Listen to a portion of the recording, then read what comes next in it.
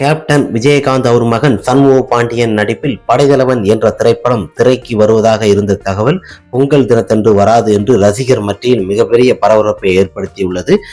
அன்பு இயக்கத்தில் கேப்டன் விஜயகாந்த் அவர் மகன் சண்முக பாண்டியன், யாமினி சந்தர், கஸ்தூரி ராஜா போன்ற பலர் நடித்திருக்கும் இந்த திரைப்படத்தில் கருடராம், இசையானி இளையராஜா இசையில் மிக பிரமாதமாக பாடல் பட்டி தொட்டி எல்லாம் ஒழித்துக் கொண்டிருந்தது.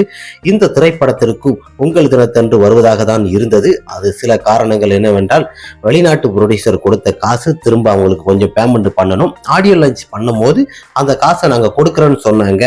திரும்ப அந்த ஆடியோ லான்ச் இப்போ பண்ணலையே, அதனால இந்த திரைப்படம் 24ஆம் தேதி வெளிவராது என்று காரணத்தால் தான் கோர்ட்ல மனு தாக்கல் பண்ணியிருக்காங்க. அந்த மனு தாக்கல் இது பண்ணும்போது இப்போ ஆடியோ லான்ச் பண்ணும்போது அந்த படத்துக்கு காசு அந்த இதை கொடுத்துருவாங்க வெளிநாட்டு அந்த ப்ரொடியூசருக்கு.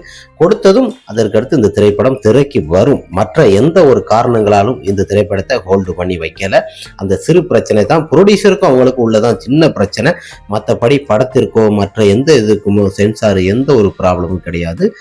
அன்பு இயக்கத்தில் படைத்தலைவன் திரைப்படம் திரைக்கு 24ஆம் தேதிக்கு வர அந்த கோர்ட்ல பணத்தை கட்டின பிறகு ஆடியோ லான்ச் பண்ணுவாங்க. ஆடியோ லான்ச் பண்ண பிறகு இந்த திரைப்படம் திரைக்கு வரும்.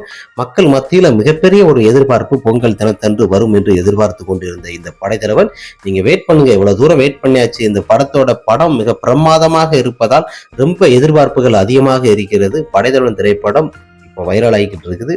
ரிலீஸ் ஆகும்.